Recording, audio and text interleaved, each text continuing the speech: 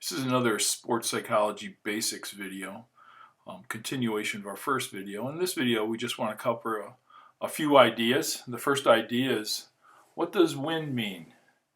The word win.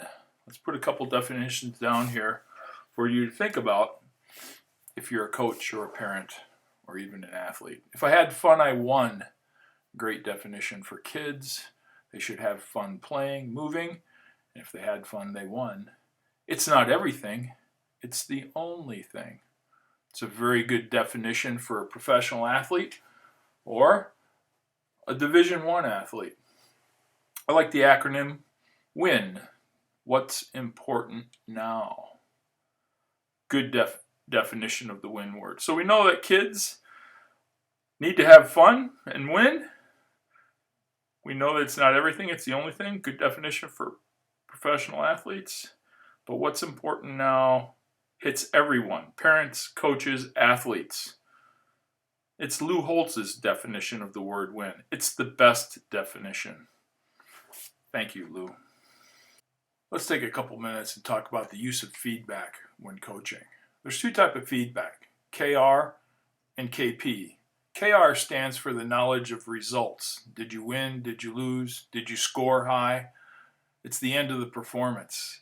KP stands for knowledge of performance. How was your form? Did you perform the skill or the tactic properly?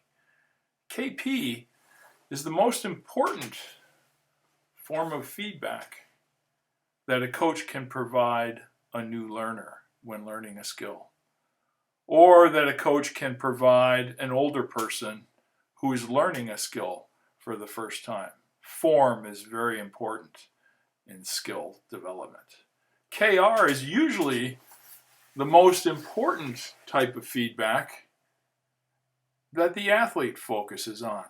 And sometimes it's the most important type of feedback that the parent focuses on.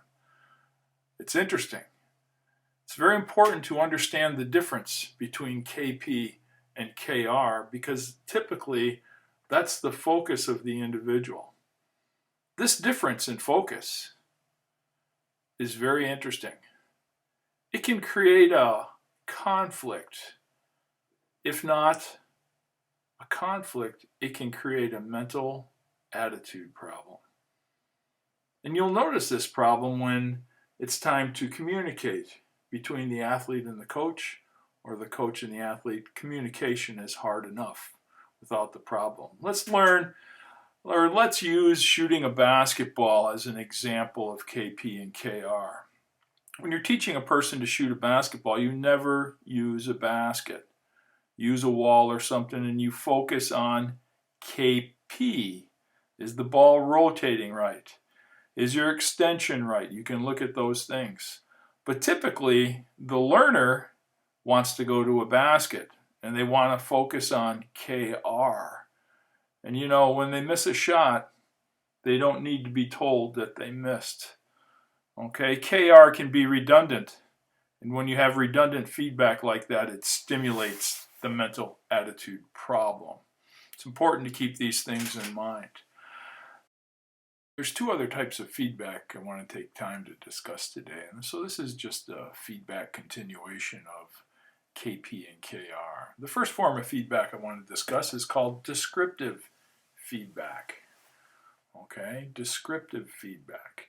The second type is called prescriptive feedback. Now, if we were to look in a motor learning book or a sports psych book, we'd see many definitions of feedback, but these two are pretty important. The question you might ask your athlete when they're performing a skill is, can you describe what happened? Can you explain maybe why it happened? In these two ideas, you get to have a conversation with the athlete and you get to find out if they know what happened and maybe why it happened. So it's good conversation to have. Prescriptive feedback is simply the question you ask the athlete, can you tell me how to fix it? Now, by doing these two questions, you're given the chance for the athlete to have some error detection and self-correction. These are two observable products of learning. We should be able to detect our errors and make corrections. These types of feedback Should provide a great opportunity for conversation and provide a great opportunity for communication on what's important for all parties involved, athletes, coaches, and parents. Keep feedback in mind.